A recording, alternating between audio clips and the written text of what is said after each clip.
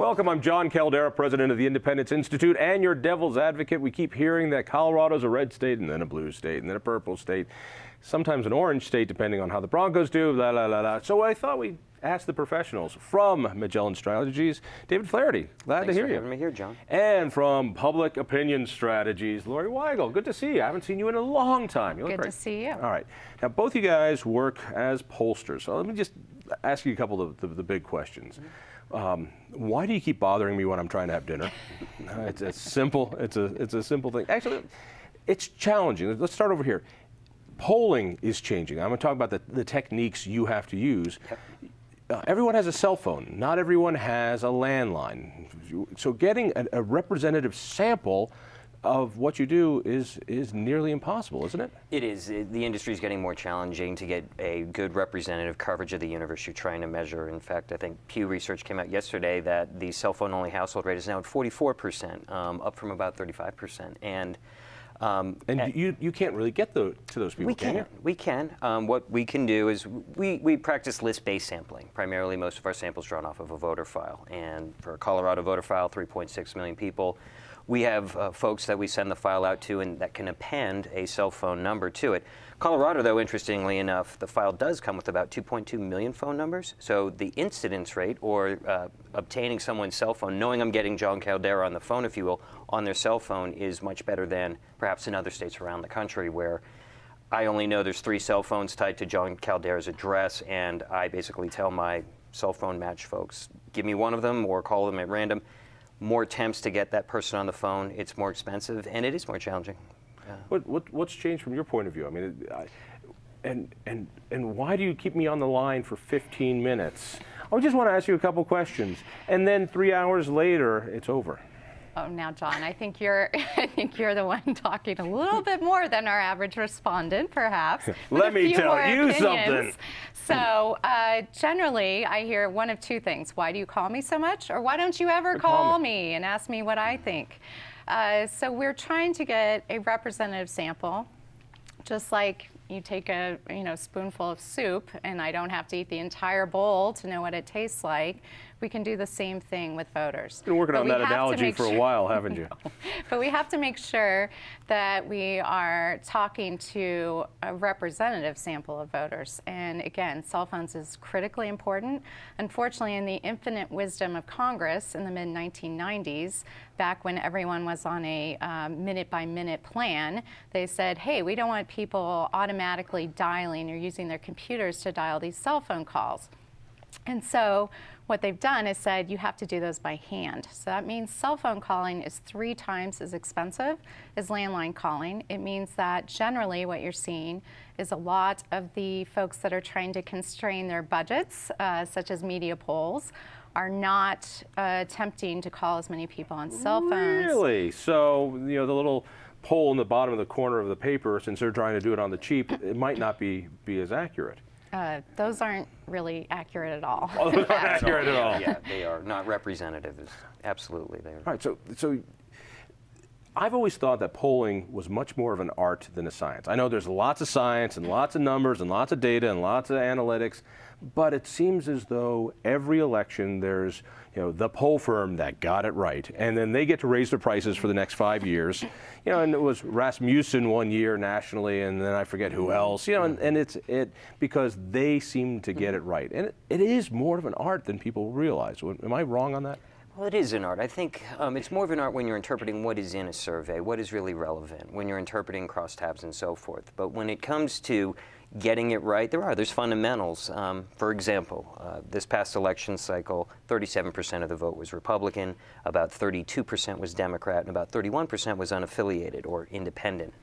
If you were a researcher and you were polling in October and you're saying, you know what, pollsters have to make judgment calls. They have to say, I project the turnout's going to be roughly around this. And if you use party as a weight in your survey, so that you make sure I'm going to have 30% of my interviews are going to be from Republicans and Democrats or so forth, we really don't know. And that's one really important ingredient. And we all need to make judgment calls. And sometimes we're right and sometimes we're wrong. Yeah, and honestly, what we're seeing is that there you hear about these mythical swing voters. There are not that many swing voters anymore. They're not those voters who vote Republican for this office, vote Democrat for this office. There's not that many that swing back and forth. So what we're trying to capture is really what's the composition of the electorate going to be. And you clearly saw in 2012 that there was some underrepresentation of some groups that did end up showing up in great numbers. This time we actually sat there and watched the mail ballots come in, and were shocked at how many older voters, new voters who were somewhat older. I'm gradually getting into those older categories myself, and and it's hard to imagine, with an expanded electorate, with mail balloting, that was going to be an older profile. But in fact, it did end up being somewhat older than it had been. All right, well, let's talk about Colorado. So you spend the time trying to figure out what is Colorado. And I look at Colorado and go, well, the left has had huge advantages over the last dozen years. I mean, and they've been able to, through redistricting and through their infrastructure building, they captured both houses of the legislature, the governor's office, a large majority of our federal delegation. I think that's starting to change. But in my gut, I don't think Colorado is a blue state. I think Colorado's personality is not that different than when I was a kid, that it is truly more libertarian leaning, not large L libertarian, but this is socially accepting, but mostly fiscally conservative folks. Talk to me, what is the makeup of Colorado? If somebody just said, red state, blue state, what is it? What's the answer? I would say libertarian purple. I would agree with you. All you have to do is look at the ballot initiatives that have failed in the past in the last 4 or 6 years. I mean, Amendment 66, $1 billion tax increase for education, completely rejected. Marijuana It's passed. because I ran the campaign on that. Oh, congratulations. Of course. That's why we know you're the best. Was going to pass anyway. I stopped it. Well, remember, that was a completely one-sided effort. I mean, the yes side had over $10 million. They owned the airwaves. They really owned, the message in that race, but yet voters rejected it. And you would expect, especially in counties such as Pueblo and other areas that lean more Democrat or have more Democrat strength, how overwhelmingly it got shot down, 60% or more. I think that's one example where they're like, hey, big spending is not the solution. But at the same time, therefore, how should I say this? Social issues, civil unions, marijuana. They're very comfortable with it. But when you really look at the makeup of Colorado, of the electorate, whether it's a off-year election, meaning 2014 or 2010, or a presidential year, there's significant swings. And the electorate demographic changes. But I would agree with you that it is a libertarian state right now. Is it blue? It's purple?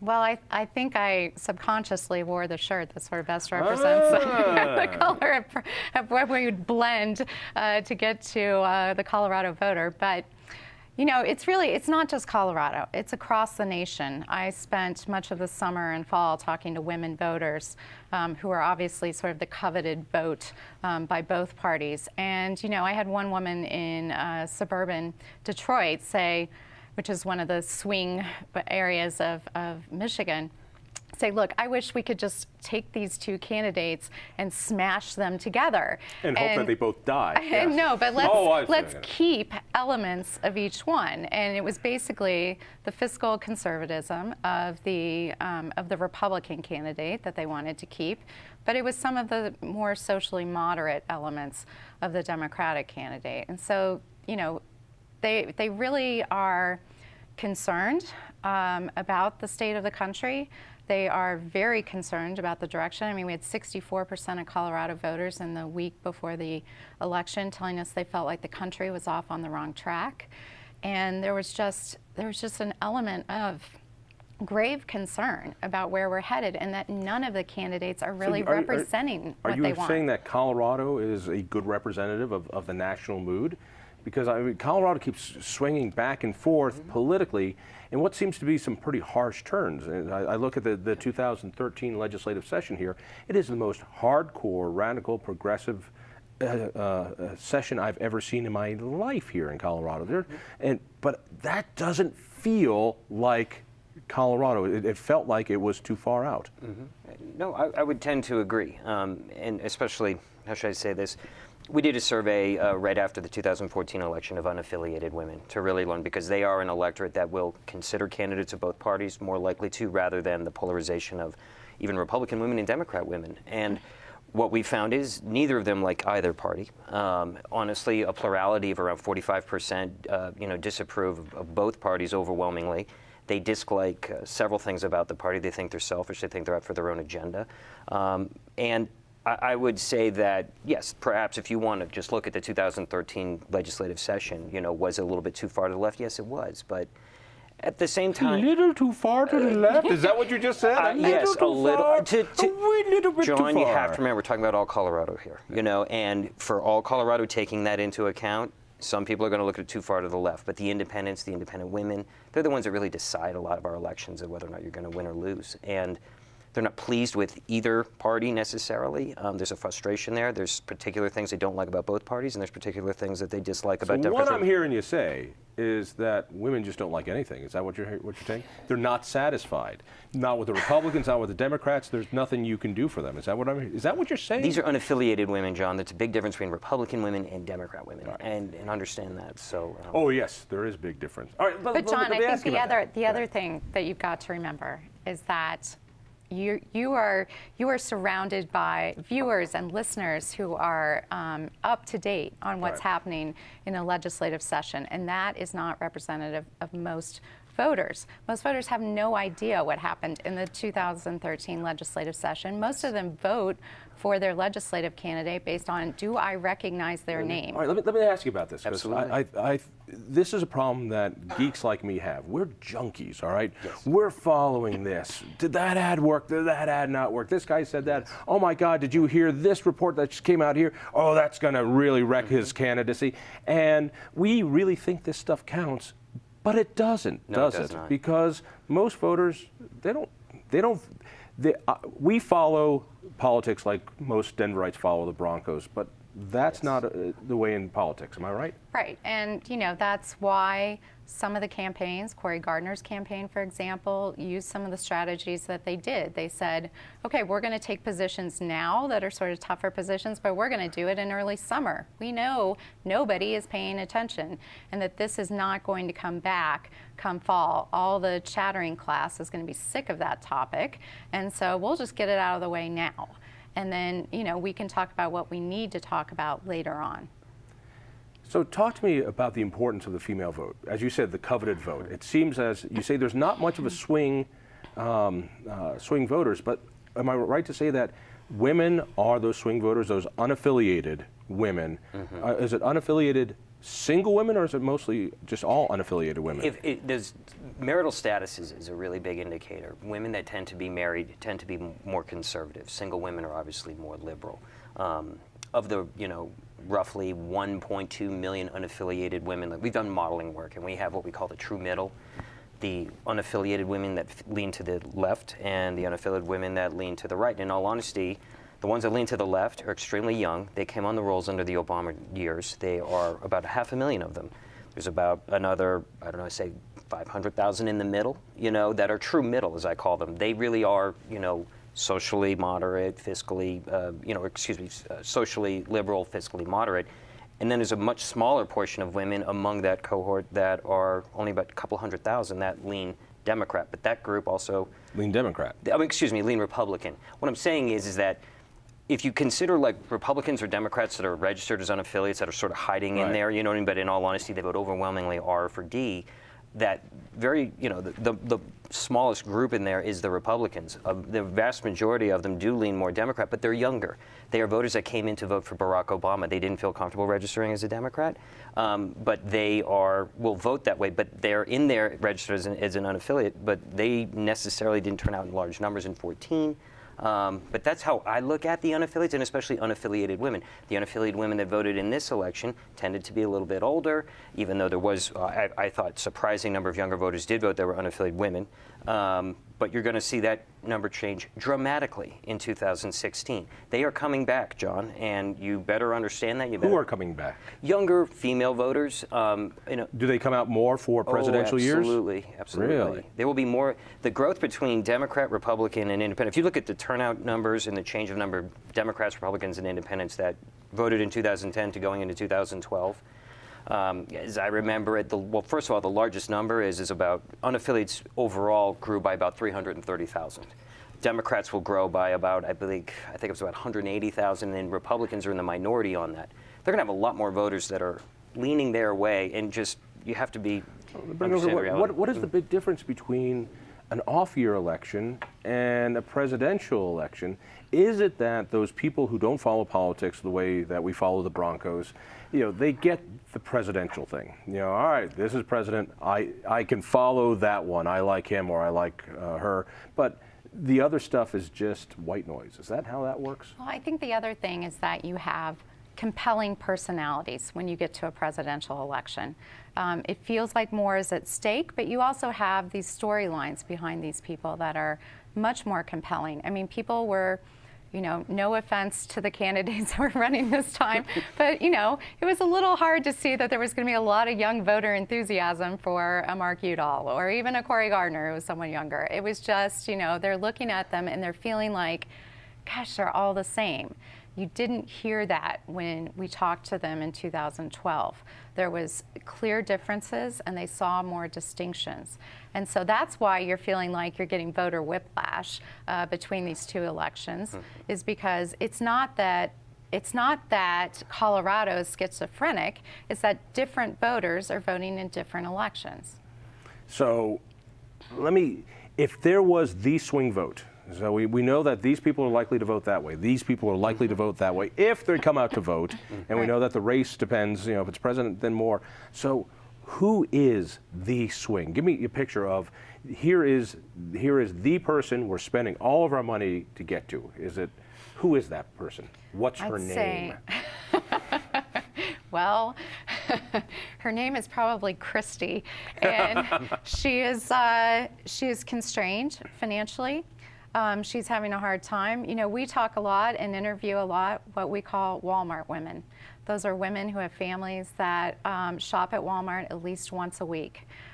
Those are not your folks that are even right now out there splurging on holiday shopping. Those are people that are looking and counting those pennies, and they are still not feeling that they have gotten over this financial hangover. They are very concerned, not just about finances, but about the future of our country. They see a country that is changing dramatically in terms of technology. But is it? The education system's not keeping up with that. And they also feel like our country is under attack. Right, We heard more about ISIS and Really? Ebola in the last few weeks before the election than I ever dreamed we would. All right, so when you say fiscally constrained, this is the dichotomy I'm getting. So is Christie on one side saying, I want to keep the money I make because it's so very hard. That's why I want a fiscally constrained government. Or is Christie going, boy, thank God for Obamacare and those other government programs, because that eases my constraint. At which point, which Christie is this? Is this a Christie who wants less government so she can prosper, or more government so she feels that false sense of security under entitlements? Christie, right, it is, but Christie likes, the thing she likes about what Republicans do is that they like the language of smaller government. That makes sense to them because they're on a restrained budget themselves. They like to keep more of their income, there's no doubt about it. But they want more stuff from government. I wouldn't say that, but what they don't like about perhaps the Republican, or what turns them off or makes their decisions more difficult, is that the Republicans seem so scary, perhaps, from what they're hearing from a Democrat outside group, that they're a problem, We want to control your uterus. Yes. Yeah. Well, things like that. Things like that, but also things like, that they don't like large companies or trust large companies either. So they want the minimum wage increased. They go to Walmart, you're telling me. They go to Walmart. And if you raise the minimum wage, then Walmart's prices go up. I mean, so they're that I understand economically illiterate, and right? They understand those underlying dynamics, but they also feel like they are between a rock and a hard place in this type of an economy. Income equality is really creeping up. I think it's going to be a very, very big underlying theme for voters as they look at their choices going into 2016. I think it's only going to get bigger. Who knows if Elizabeth Warren gets in, she's going to highlight that issue. I don't know if one of Republican candidates such as Rand Paul or somebody's going to highlight the issue. Income equality, though, is really being felt, and they see it and they touch it. And they will still go shop at Walmart. They don't have that much of a beef. They will go where they can get the stuff they want for the best cost. They don't hold a grudge against Walmart.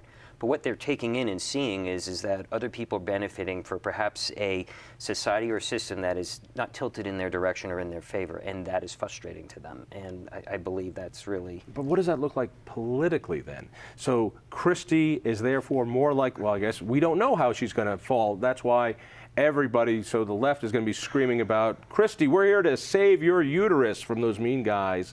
And the other ones are saying, we're going to save you from ISIS.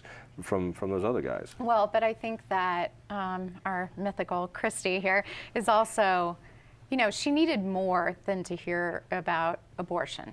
She needed more than that. And, the other thing was that the big mistake for Udall this time around? Well, did he really jump the shark on this, that it got so comical that the whole Mark Uterus label was just too good to be true?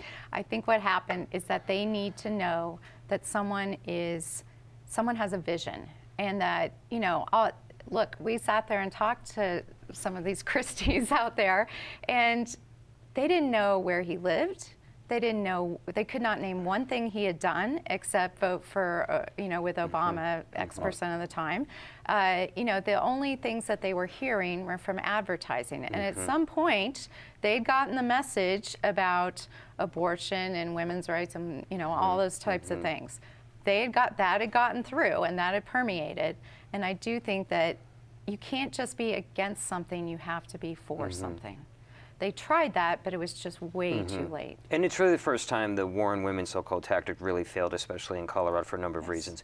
I would say without question, Mark Udall made a mistake by doubling down on one issue. I was very surprised when we got into late September, like, wow, they're really going for broke on this. He's not going to talk about anything else that he's done. And ironically, when you go back and look at it, John Hickenlooper is the one that decides to play pool with the president when he comes to town.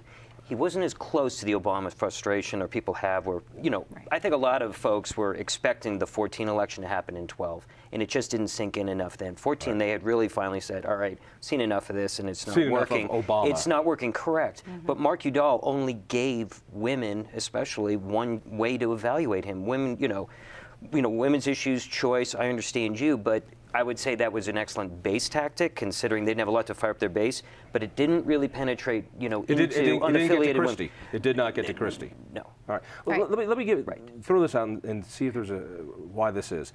I felt towards the end that Udall was going to lose. I thought Hickenlooper was going to win pretty much from the beginning. And my reasoning is this, that unlike the federal delegation, we see Hick. That is, you see him on television all the time. He's on your talk radio. He's on NPR. You're going to see him at the ribbon cutting at your shop someplace. You're actually going to see him, and you might not like him. You might not like your brother-in-law, but you know him. Compared to other candidates, our federal delegation, if you're angry with Washington, you're angry with Obama, it's easier to cut them off because there's no emotional tie there. You don't know him. There's no recognition. And all of our federal delegation, I think, is more vulnerable to losing their incumbency than a governor. Am I wrong on that? Well, part of it's the institution. We have the weakest approval ratings for the U.S. Congress that we've ever seen. Someone more creative than me asked polling questions, forcing people to choose between things that are generally disliked, and Congress was they were picking cockroaches and potholes over Congress. So, that's sort of the level of just disdain that voters have for that office. And for the Udall campaign, they needed to separate themselves from Washington, and that never happened. And obviously, the Hickenlooper campaign didn't have that huge hurdle to overcome immediately. And that sort of quirky, likable personality was quite evident in all the ads that they did. And although the shine is off that apple. Hickenlooper, who 2 years ago was the most popular governor in the country, certainly after politics and after that legislative session and a lack of leadership, wouldn't veto a single bill. I mean, we got a picture of him, and a different narrative came out. Well, sometimes someone wants to be liked so much that they don't make decisions that can alienate anyone, and by doing so, they actually do alienate everyone. I think Hickenlooper thinks that every decision is going to be, an 80-20 decision, and we're only going to anger a small minority, and that's not leadership. Well, he's definitely stumbled in the last 2 years. We all know from the Nathan Dunlap to the gun decisions where it's like you never talk to the sheriffs. I mean, I know a lot of people are feeling like, oh, Hickenlooper has definitely had some gaffes. He's had some problems. But in all honesty, our post-election research shows, despite those perceived gaps and problems that he was facing, they weren't enough, and Bob Beaupre wasn't enough of a choice for them to say, I want to give this new guy a chance. The likability factor, which you mentioned, Lori, was huge among the women that we spoke to. And that's really what it comes down to. This election, yes. People think it's about politics and where they stand on issues. It's more of, it gets down to, would you want to hang out with this guy? Exactly. Well, especially among unaffiliated women, and Lori mentioned that before. We kind of tag these folks as low information voters, meaning that they don't pay attention to politics. And rather than saying, what was the most important issue in 2014 to you, and just leaving it as an open-ended verbatim question and don't suggest anything, likability, no major issue came up. Now, granted, this was an election that was absolutely dominated by one campaign out of those 4 campaigns where it's like, we're going to talk about women's issues and nothing else. Oh, and by the way, this guy's time for a personhood amendment. We got him. We're going to use the same old playbook and just drown it all out and all their damn friends. So they didn't have a whole lot of issues, and at the end of the day, likability prevailed for both Corey as well as Jon. All right, quick prediction. We've got a half a minute left. I know this is what so it's 2016. It's president time. Does Colorado go back to voting R or D on a generic ballot for president? Oh, come on, Jon. Come on, no. Come on. That's ridiculous. No, it's not ridiculous. It is ridiculous because we don't know. We just talked about likability. We just talked about personality-driven campaigns, and that's exactly what we're going to be dealing with in 2016. You're no good to me. Over here. I'll say this. We will see what Elizabeth Warren does. Hillary's likely to be the nominee. How much can she replicate the Obama vote here? I don't know, but Republican. Thank you, David. Thank you, Lori. Thank you. Tell a friend about Independence Institute. We'll see you next week.